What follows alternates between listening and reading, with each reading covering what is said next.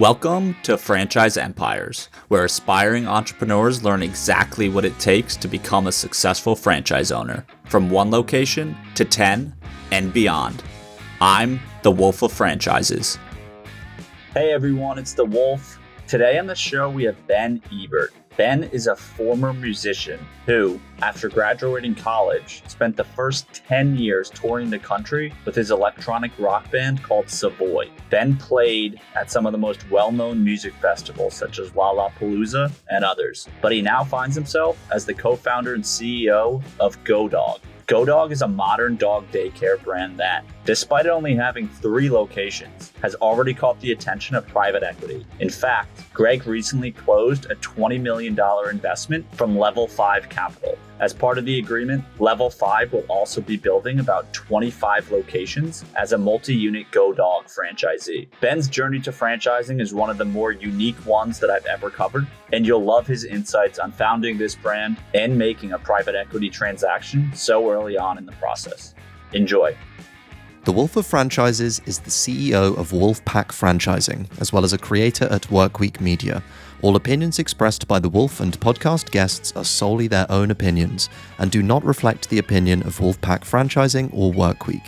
This podcast is for informational purposes only and should not be relied upon as a basis for investment decisions. The Wolf, Workweek, and Wolfpack Franchising may maintain positions in the franchises discussed on this podcast.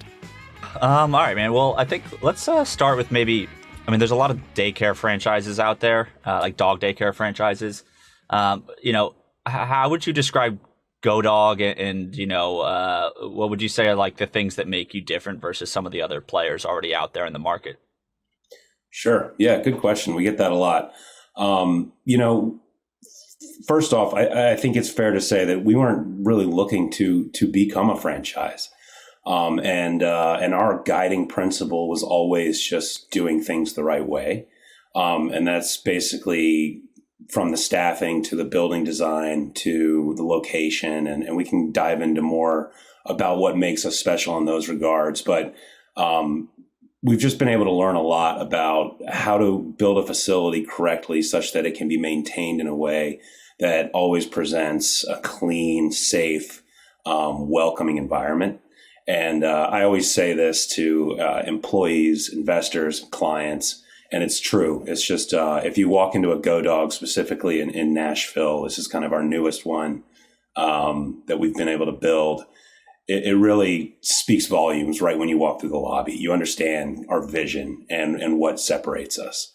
And so, yeah, it's just a pleasant experience. And you can just tell that we've kind of thought about everything very critically and then not scared to invest in building what we think is the best. So, our facility kind of sells itself.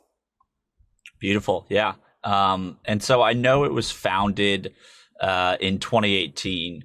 What were you doing before you kind of got into dog daycare and obviously now franchising? But what was kind of the run up professionally to this? Sure. So, GoDog as a brand was founded in 2018. That is correct. Although kind of tangentially, I've been watching the space for a lot longer than that. My father invested in a pet resort back in 2007. And it was always a very passive project for him. It was a good friend that he invested behind. Ended up opening his own store as well. My father did. But he and I share entrepreneurial stories, and he's been a huge inspiration for me and during my career, which I'll get into. But nonetheless, despite always kind of seeing the performance of these businesses, my question to him was like, man, gosh, why don't you have 50 of these things? It's such a good return. It's such a good investment. It seems to give you a lot of joy by being this kind of centerpiece of the community, taking care of people's family members. And he's like, look, I would love to have 50 of these. He had his own businesses going on. And, he's later in his career. He's like, I don't really have the time or the desire. But you're right, we should. And so tangential to that, I graduated college in 2008 from the University of Colorado in Boulder, business school there, undergrad. And but always was just super passionate about music and always had a band going on and took it very seriously. And kind of towards our senior year, our band, Savoy, started to gain a lot of momentum. And we had a couple of songs that went really big for us in the electronic rock scene, which was still kind of a burgeoning scene there. And so, yeah, definitely not a typical career path, but my band got really big. And as a 22-year-old graduate, I was like, hey, let's do this. And Jess, my father, he said, look, I believe in you. You got to go for it. And we ended up getting signed to a prominent booking agency, and having some number one hits on some big electronic platforms, and ended up growing the thing to a pretty large company, I guess, and went on tour for about 10 years, 170 shows a year. If we weren't playing with our live band, we were DJing clubs all over the place. Ended up selling out Red Rocks a couple times as headliners and playing everywhere from, the biggest festivals from Lollapalooza that you could imagine to Soldier Field. And every year it was just like, look, we got to keep doing this. This is a wild ride. And it got to be an amazing experience. I mean, I always treated it very much like a business. It was something that I had immense pride over the brand. Actually, the logos and the branding and all of the artwork that we produced for Savoy is my buddy from high school, Gabe, and he was the one that designed the logo with me for GoDog. And at times we had 50 employees when we were on tour and really just rocking it, but always loved the business side of things. As the older I got, I kind of noticed that I was working really hard selling art, which was subjective, which made me a little nervous. And that's when, as I talked to Jess more and more about the vision for what GoDog could be, the notion of implementing the GoDog Social, the membership-based dog park and bar concept, we just got more and more excited about it, to the point where I had been living in New York City for about almost a decade. My wife and I are both from Durham. We both just wanted to move back for life reasons. And one day we literally just kind of made a decision at a coffee shop. Hey, let's just move back. Let's go. And so we did. And we moved back in March in 2018 and immediately founded GoDog with Jess. And man, it's grown so fast since then. It's been so rewarding. I'm still so proud of my music career. I'm glad I got it in my 20s and early 30s. But GoDog's got me incredibly busy now. And like I said, the trajectory of the growth has just been fascinating, exciting, and completely rewarding. Yeah, it's definitely a unique career path to this point. You're the first person who was could say that they've been playing at Lollapalooza and also founding a franchise. I don't think that'll ever happen again in my career. But yeah. I gotta ask, on that topic, can you just give us some insight right into when you're touring? I mean, is it like every week of the year you're on the road, just new venues, or do you how does it work? Do you have some weeks off? I mean, can you give us some insight? Yeah. So, I mean, you can shape it however you'd like. I mean, with your booking agent, you plan your life like 2 years in advance, because when you're trying to get a headlining slot at Red Rocks, it takes 2 years to book that, because every other band in the world also wants to play Red Rocks, and everybody wants to play on the best nights. And and then you build your tour and your promotion and your release schedules all around these huge events. So it's long strategic planning. It's betting on yourself, knowing that, hey, in 2 years, I'm going to be even bigger, such that I can charge this amount and still sell it out.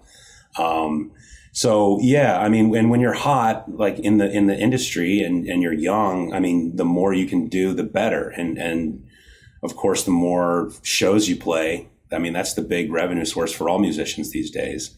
So in our particular case, we would go on live band tour. So there's three of us, me, myself, Mike, and Gray, two brothers there.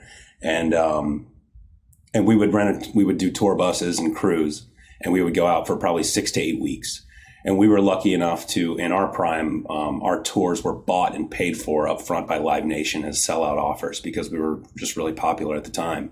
So we would play, nice. Live Nation was a great partner of ours, and we would play the Fillmore's, Houses of Blues, all these Live Nation-owned beautiful theaters across the country. And so that was like 5 or 6 days a week. I mean, for 6 weeks. So, and you become nocturnal because you get there at noon, wake up, I'd go and work out, do a steam, try to just get my mind healthy and ready for the day, sound check, couple hours off, go to dinner. We wouldn't go on until 10 or 11, play until 1 o'clock. Then the crew would take 2 or 3 hours to break down. Bus leaves at 4, go to sleep, wake up in the next city, start it all over again. And then it was crazy. But when we weren't doing live band touring, we were also DJs, and we had residencies in Vegas and all these clubs across the United States. And this is right when EDM, I guess, as they call it now, is becoming a thing. And that was, additionally wild because I would leave New York Thursday, fly to a city, DJ that night, wake up the next day, fly to a different city, DJ Friday night, next day, wake up, fly to another city, DJ Saturday night, Sunday, come home, rest 4 days, do it again, like all year. And we did that for a couple of years too. And it was really fun, but, as you can imagine, pretty exhausting. But I did get to see every state in the country, which was kind of cool. I've been everywhere. Yeah. Multiple times. That's sweet. Yeah. I mean, you're definitely right. I mean, the 20s are the time to do it because that just sounds exhausting. First of all, I've got two young children now. It wouldn't fly anymore, but so I got it in when I could.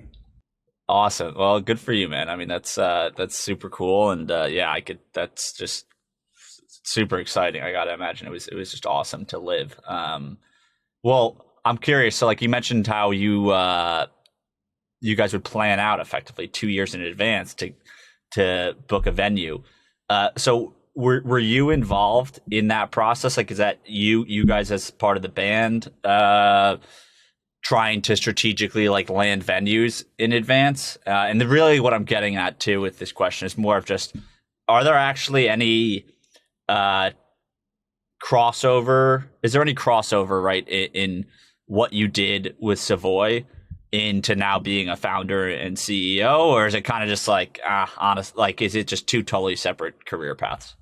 No, it's a good question, and I don't want to like project for musicians and artists in general, but I would say a lot of my contemporaries didn't really want to be involved in the business side of things.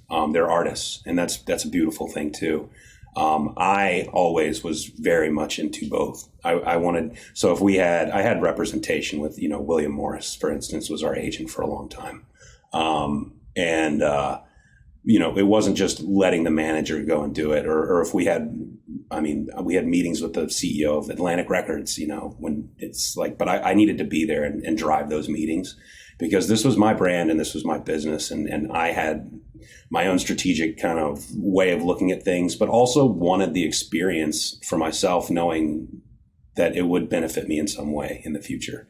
And so, yes, we had representation and help and all the things that artists have, but it was something that myself and my bandmates too, really, we all took a lot of pride in controlling the business side of things. Direct comparable experiences is, running the brand as a brand from a marketing standpoint was something that I was intimately involved in.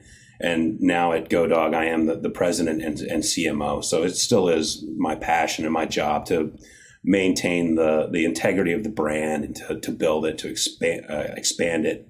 And frankly, from what Level 5 has told us, it's one of the main things that attracted them to GoDog was the brand. I mean, the GoDog logo, to me, I wanted it not to be like this clip arty mom and pop type operation. I wanted it to look like the LA Dodgers. I wanted it to be classic, to where people could wear our stuff and feel like it's cool. I mean, this is something I'm a member of, or this is like a club where I take my dog and I'll wear the hat. Sure. The brand aspect, obviously the strategic, aspect of thoughtful planning. But I think if I had to say anything, it's just the entrepreneurial spirit and the risk comfort, because there's no guarantees with any startup. And to start something is scary, intimidating. GoDog was a lot more capital intensive, so there's a lot more on the line, if you will. And then but living that life, my whole life, like I never had a guaranteed paycheck. I had to go out and get it every day. I never had any direct fallback plan. Like, I was invested in what I was doing, and I was going to make sure that it was going to work. And, with my music career, I liken it to making it to the NBA, but being just a really solid sixth man for 10 years. It's like, no one's going to remember my name, but I made it to the big leagues and sustained it. And I'm really, really proud of that. And then, so I think taking that confidence and experience and starting a new entrepreneurial endeavor directly after it, there's a lot of parallels there. It's comfortable living with that risk, and just an undoubting belief in yourself and your idea. Really, like I just knew, and Jess knew that this was a good idea, and if we invest enough money and really do it right, we will win. And so that's the belief that we continue to sustain, and just the way I've always lived my life. And I've got that from him, because that's the way he's always done it too. Yeah, that's it's a fascinating journey you've been on. And I can see the parallels, right? Even kind of taking, drawing on my own experience, where obviously very different than being a touring musician, but just as a content creator, I know what you mean by, like, there's the subjectivity of what you put out there, and you're not sure what's gonna stick, what will, what won't, and I can understand how at least building it is business at the end of the day, what you were doing with Savoy. So it's a great primer for what you're doing now. Yeah, no, that's a good point. And when I was younger, I'll be honest, I never felt intimidated, but I felt awkward when I would meet kind of influential folks, or maybe someone that was having a lot of success in a traditional business sense, or, a lot of contemporaries in New York. You never know who you're going to sit next to at a restaurant or a bar, strike up a conversation. I felt, at first it was like, well, I'd say I was in a band, and people would kind of be like, oh, okay, good luck, buddy. And maybe look at me differently, but then I'd have to kind of justify. I'm like, look, no, you don't understand. Like, first of all, it's not just real. A band. People pay me real. for it. Yeah. It's like, this is a serious business. I've got a lot of employees that I pay. Like, this is not just a band. So I was like, well, let's just frame it up a little differently. And, but that was just a personal So how did you thing. frame it? Well, I mean, as I matured, I just went through back and forth. I mean, it'd be like, well, I'm in the music industry, and that would kind of spark, oh, really? Oh, interesting. So you're in the music industry, and well, what do you do?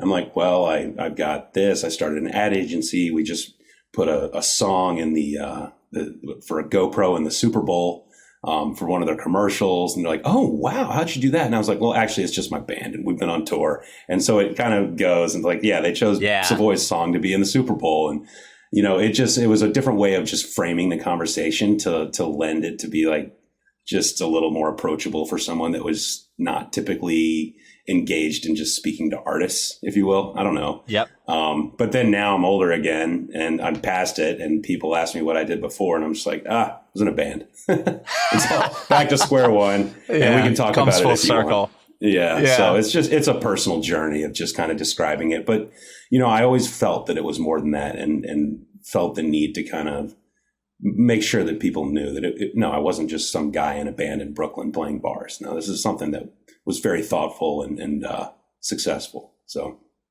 definitely. Now I love that. And so I guess moving into the GoDog portion of the journey, right? I know you spoke earlier about how great cash flow returns on a business like this, but even just like for the initial motivation to start it, was there did you look at other daycare centers for dogs and think like they're not doing it right? Like, did you have an issue with your own dog? Was there some initial just moment where you thought like there's opportunity in the market here? Well, sure. Yeah. It actually started really with the idea of this GoDog social, this dog park and bar. It was an idea that Jess and I had toyed around with for a long time, just thinking, hey, this is just a really fun idea. I mean, we think that the the best icebreaker in the world is a dog. It's the easiest way to talk to someone, a stranger, friend, potential, boyfriend, girlfriend, who knows what it could lead to. And you throw a couple of delicious cold beverages in the mix and who knows what might happen. And so while we're toying around with this idea, I start to see these concepts actually pop up and in a few little spots across the country. And I'm like, wow, this is validating. So that was the initial thrust, to say, hey, I'll move back to Durham and start with that. And we've got a facility here in Durham, so let's just add it and make it complementary to that facility, and start this notion of providing not just this service that everyone needs, but this amenity of actually creating kind of a social community around it, pets and their owners. So that was the first thing, and we were toying around with all these different ideas. First, we were going to call it Dogwood Social. It's a state tree, just kind of cute dogs. But the name GoDog became something that became more and more attractive to us. And during that time, we were working on forming the brand. And with our investment partner in Tennessee, a beautiful piece of real estate came up in Nashville that we just had to jump on. And so really it was just thrown into development of this facility. We just loved the location. And it was predicated on a lot that we've learned in Durham about driving volume and daycare, convenience. And what we didn't see in the market was we thought that the branding was somewhat fragmented. We didn't think that there was a strong player that spoke to the younger demographic from which we're trying to approach. Younger demographic to include the folks that would come and hang out at a GoDog Social. But what we saw is that location specifically for us drives a really high volume of daycare. The boarding business is going to be solid. It is a bit seasonal, but if you can really drive daycare, the unit economics get just optimized in a way that we really identified over the last 5 years in Durham. So what we hadn't seen is a prominent investment in a high value real estate areas. Just taking a calculated risk to say, yeah, this is going to be a lot more expensive, but it's going to pay off because we think that the habitual convenience of daycare is a huge value to our clients. If they're able to quickly get in, quickly get out, it's on their way. Those are typically high value real estate targets. And to be able to go and build something that's, a high-end campus in those high-value real estate areas was really the strategy that we latched onto. And so that's what we did. And I guess that would be the crux of kind of our analysis of what could be done across the country with the right kind of investment attitude towards building these. That's fascinating. So it sounds like GoDog Social was kind of the initial, what you saw as the initial opportunity. And so are you kind of like penetrating the market by picking these top tier locations real estate wise so you can have daycare, which is, I don't want to say commodity service, but it's tough to, it's not super easy to differentiate there. But so are you using that, like the location plus the daycare, as kind of the way to bring customers in? And then you kind of have this GoDog Social plan on the background that's going to really embed customers with your brand? Yeah, I think that's a fair way to characterize it, right? I mean, we're not reinventing the wheel or coming up with a new business out of doing daycare. But what we do is make it hyper convenient and a really beautiful high-end environment. So it's just trying to do it as well as we can. So that means just thoughtful indoor-outdoor areas, different kind of bifurcation for the way that the dogs behave, amenities like saltwater filtered pools. And I mean, it's luxurious daycare for sure, but it's built in a facility where you walk in and you'd feel comfortable letting your dog board there because it's spacious, it's really clean, it's beautiful, it always smells fantastic. Our employees have the best tools in the industry to keep it clean. And then, exactly, the force multipliers, this social idea, because it's just really fun and it's fun to meet other pet parents and to let your dog run around off leash. I mean, most cities in the country, other than Boulder, really, you can't let your dog off leash. And we have theories about the way that dogs behave off leash versus on leash. And there's a lot of value for everyone included there.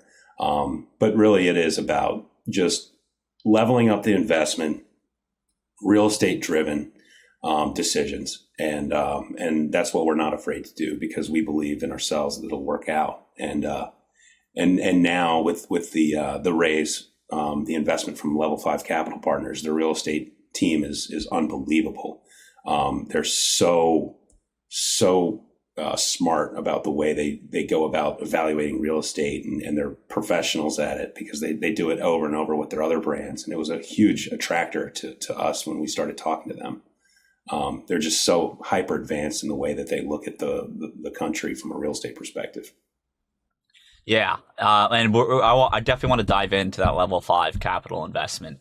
But first, I'm curious. So with GoDog Social, is there any kind of value add for customers where if they're maybe a daycare customer that they get a discount or something to the social club, or like, how does that work? Is there any synergies there? Sure. Is it a membership model, Yeah, great question. And yes, there will be synergies. And that's another kind of core belief of ours is creating multiple business or service lines all at the same location. So there's a lot of inter-department referrals that we can create there to not only just create business, but really create value for the customer too. Because, they can talk and we're right there. And so if whatever they need, we can put them in the right direction, and someone else can help them with whatever they need for their pet. But, the way that we see the membership model working, is it'll probably be a tiered approach. So there'll be different levels of membership that you can purchase. And if you're a member of Social, you get access to the park. But, I can see in the future, frankly, we get so busy that sometimes capacity at daycare and certainly at boarding becomes a real issue. You just can't get in because we have our metrics of how many pets will allow, that we can still create the environment that we want to for those dogs. And it's just really popular. People really, really like us a lot. So once they start coming, it becomes a normal part of the routine. And we've seen it in Nashville after we've opened up. I mean, we get full quickly. And we have really loyal clients, which we're so grateful for.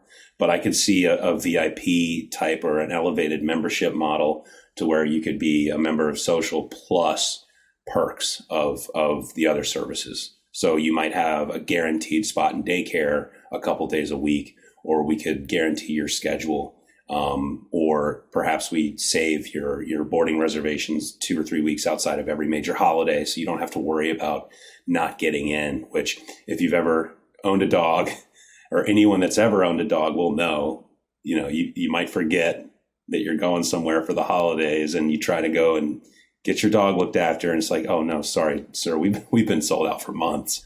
And so you end up driving forever to some place to get your dog boarded when you could have just been right around the corner. So there could be perks like that are included in your membership and beyond. I mean, programming, special events for the parties, and all the stuff we'll be doing at fun nights at Social, beer specials, you name it. I mean, I think the perks are endless, and that part gets really fun when you start thinking about the programming for Social and throwing these types of events. Yeah, no, I love it. I think it's, you're almost bringing pretty much all the services and just all the services that you could imagine under one roof. So there's definitely a lot of opportunity there. And so, I mean, today you have 3 locations open, correct? Or at least 3 corporate locations are open? Corporate, yeah. So they would be the affiliated direct businesses that I own with my partners outside of Level 5 Capital. And then a 4th is in downtown Raleigh, called West Street Dog. And that's right off kind of one of the main areas in Raleigh. And it's boarding daycare, but also a Social there. And it's really cool. And we have got a killer bar menu, spiked milkshakes, and all sorts of fun things that people love. So West Street Dog is also in the portfolio as well. Okay, cool. So walk me through, how did Level 5, or how did you guys find Level 5? How did that relationship start?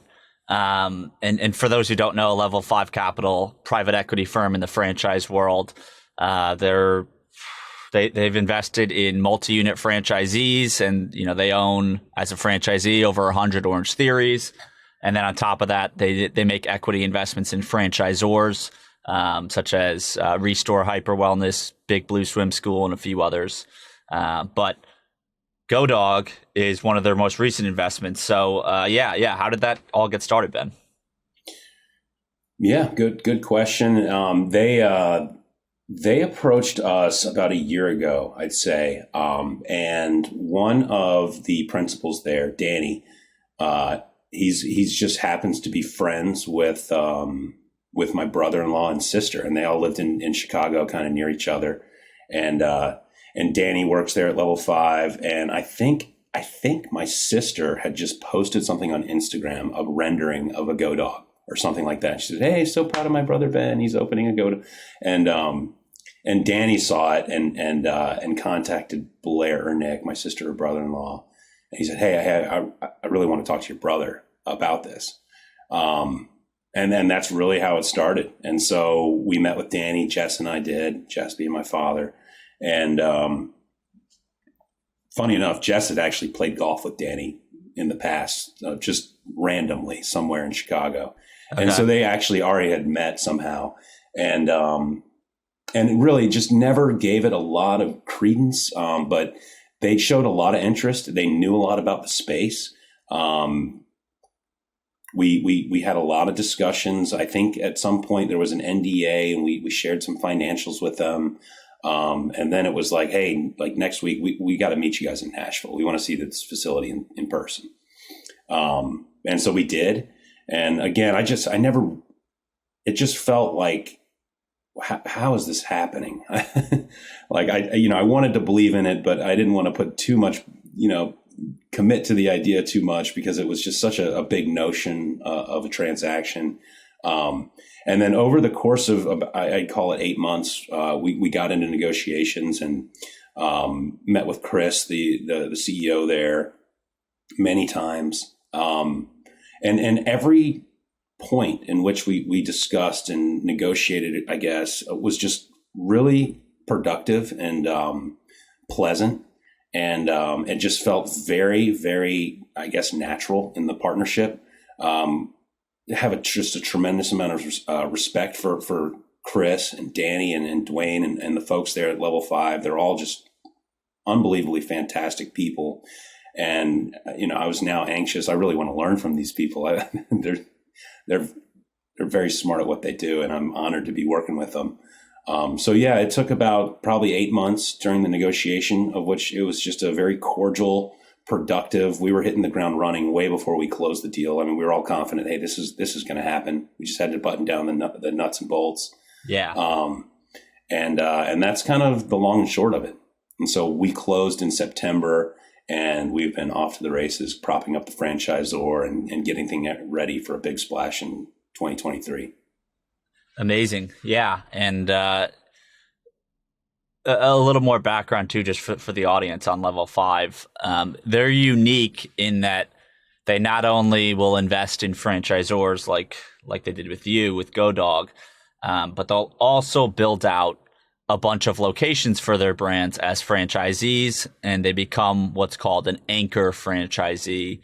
So I'm sure, right, they're probably building 20, 30, 40, 50 plus locations of GoDog around the country, or they've committed to. But yeah, I guess I'd be curious to hear, there's definitely some franchise founders and CEOs who listen to this podcast. And then on top of that, I think other folks in the audience who maybe have ambitions to start their own franchise.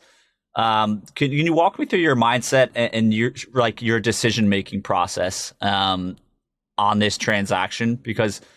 And feel free to share as much or as little as you want on this, but the press release, right, said about Level 5 invested around $20 million into GoDog. So I'm imagining, right, you must have given up some level of control in your company. What was kind of just the thought process this early on? And probably, I'm going to guess maybe like they may have introduced you even to the idea of, hey, like this is a franchisable concept. So yeah, like what was just the levels of like, oh, do I want to franchise? Yes, I do. I want to now franchise with level 5 and I won't own as much. Yeah, can you walk me through that from like your founder and CEO position? Sure. Yeah. Obviously, a lot went into it, and you're right. Level 5 did present this entire kind of strategy and idea. It was not something that we were actively seeking. GoDog, prior to L5, our stated mission was really to have 5 or 10 of these things, with great real estate acquisitions to anchor each one, and that was really the strategy. And I thought that if I were to build 10 and own them, I'd set up a fantastic life for myself and my family. But of course, level 5 comes along and they've got all this experience and all this success and just a really, to us, just ingenious way of thinking about it, being that, yes, they are an anchor franchisee as well. And you're right, they did commit to a significant franchisee platform to open at least 25, 30 of these GoDogs themselves, which was a completely novel concept. I mean, had they just been a private equity firm and said, hey, here's the money, you go build out the team and go do it, we would have not done that. Again, I could have built my 5 or 10 and been a happy guy. But their unbelievable acceleration services division headed by Christina there is just so impressive, with every department led by absolute just killers at what they do. And so to meet all those folks and to understand that, hey, not only are we going to support you, we have the roadmap. We've obviously got the capital. We have a strong passion and belief for your brand. I mean, they're all major dog lovers. But we've got the resources to prop this thing up the right way. And I think that's what attracted to us, again, which is we're nimble, we're small. We can build the foundation together correctly from the start. We don't have to hopefully make any mistakes up front that we have to then go and correct as part of a larger system later on. We can really build this thing solidly from the ground up and position ourselves to grow and scale quickly, which is our goal. And then the added bonus of essentially committing to building 25 of these gives me and my operations team the confidence to know that we can really dial this in-house, and really, really perfect our model and squeeze every bit of value and create new value out of each unit. And that's what's really going to make this system beautiful, which is not only are we building units quickly, each one, the value is better. It's a better return. It's a more efficient construction, whatever it might be, because we've got so many smart eyes refining every inch of our unit, that it was just an unbelievably interesting and impressive notion and model to us. And they're essentially ensuring their own investment by doing it themselves. And so it's just like, if we do what we've set out to do, just before we even sell a franchise to an external third party, we still win. And so that felt really exciting and something that we wanted to be a part of. And so at that point in time, it's like, hey, yeah, 5 or 10, I can still go do that, and I'll be buying franchises myself. But there's also a much bigger picture to look at now, and that's obviously extremely exciting. Definitely. Yeah. I mean, look, it's I had to ask the question, but I did obviously know.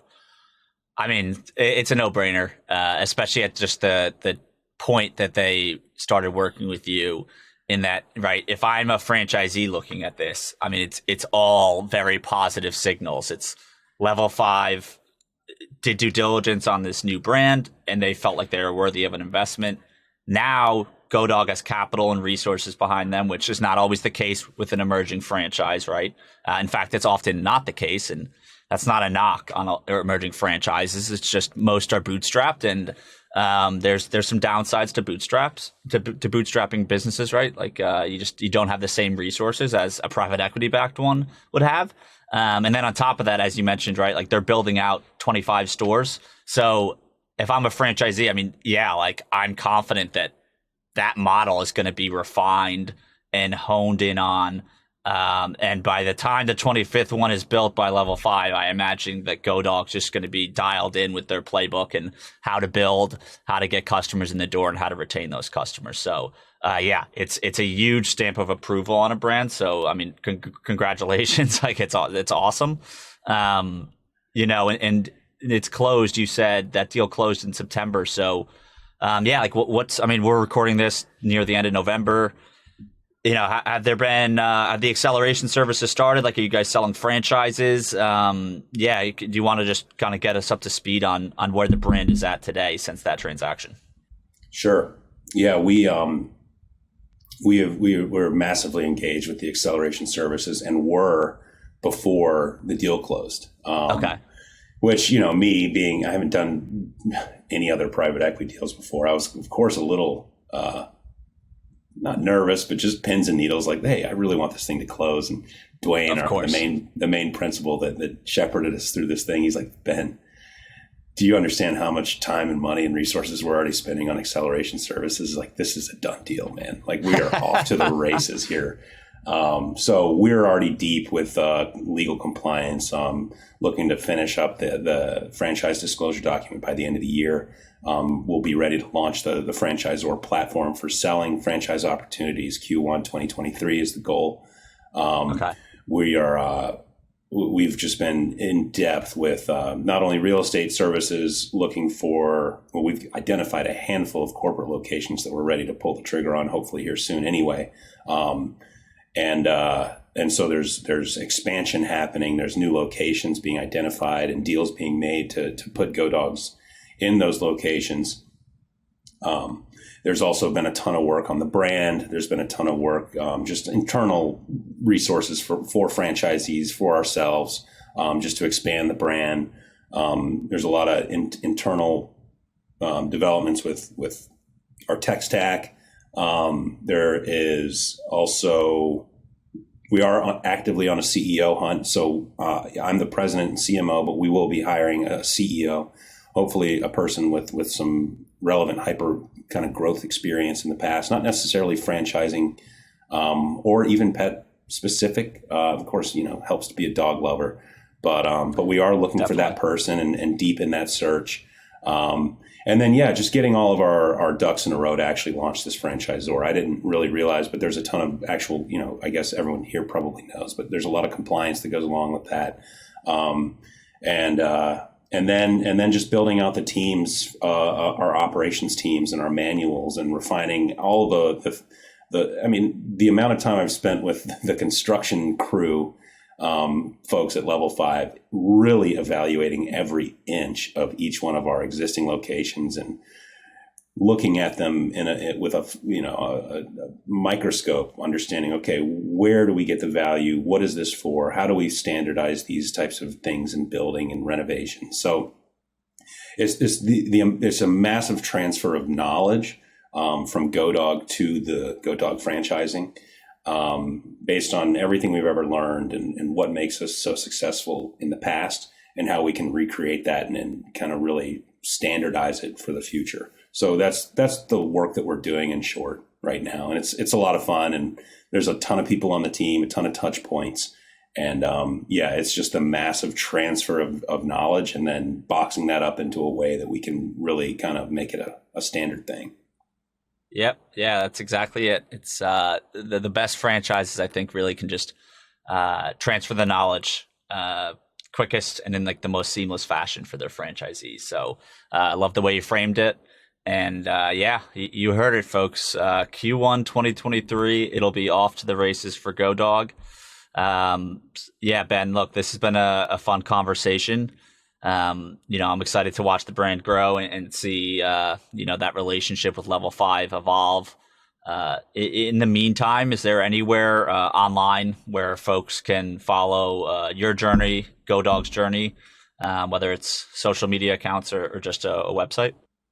Sure. Yeah. And Patrick, thanks for having us on.